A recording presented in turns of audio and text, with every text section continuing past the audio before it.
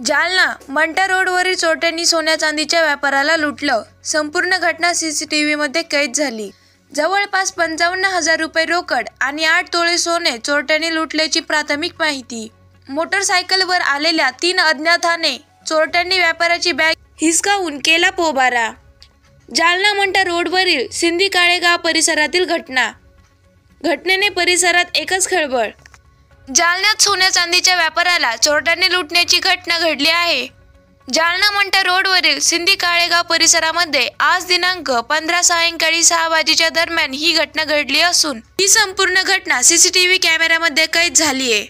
सचिन खर्डेकर राहणार जालना शहरातील गोपालपुरा असं चोरट्यांनी लुटलेल्या व्यापाराचं नाव आहे. जवळपास 55,000 रुपये रोकड आणि 8 तोळे सोने या व्यापाराकडून चोरट्यांनी लुटून नेलं आहे. दरम्यान घटनास्थळी मौजपुरी पोलीस दाखल झाले असून पोलिसांनी पुढील तपास सुरू केला आहे. सिंधी काळेगाव येथे घडलेल्या चोरीच्या घटनेमुळे परिसरात एकच खळबळ उडाली आहे.